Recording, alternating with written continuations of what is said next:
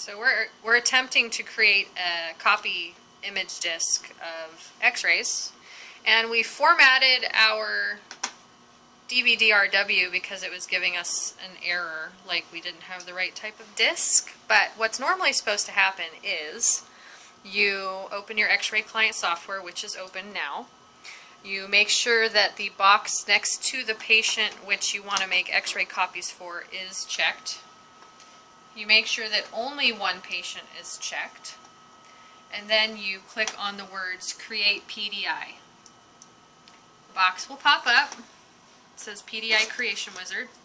It will open your tray, and normally you would take out the backup disk that's in and put in a fresh DVD-RW disk.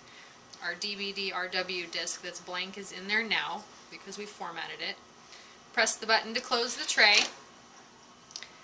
Give it a second to quit thinking. Little light on the front of the computer is green when the drive is spinning.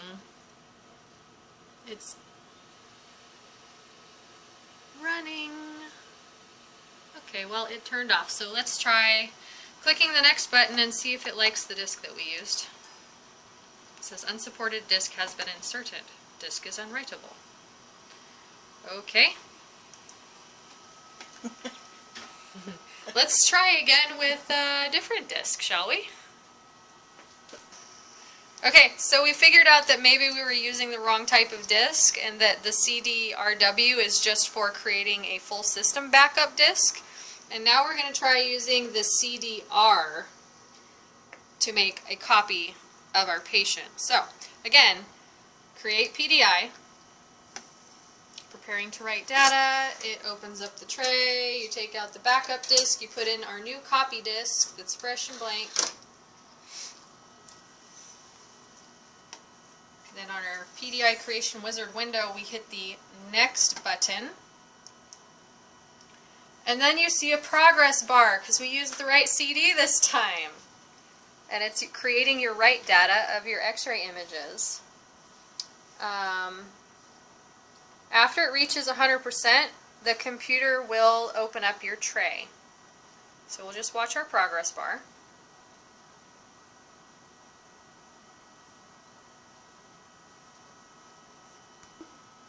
Maybe I do. Okay, so it's getting close to being 100%. I'm hoping that it's going to finish sometime soon. We're watching.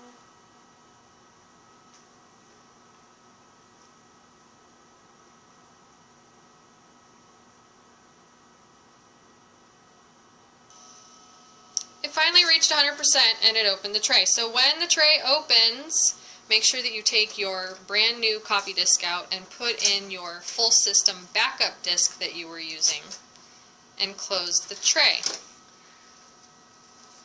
You now have a brand new backup disk for that patient. You want to make sure that you write the patient's name and the study date on your disk, because some patients will have multiple study dates for the same issue, and we want to make sure that we know exactly which one that we're looking at. It should be on the images when you open the images, but just in case, to make it easier when you're trying to figure out what you're looking at just from seeing the disk, you write the patient info and the date on the disk with a Sharpie.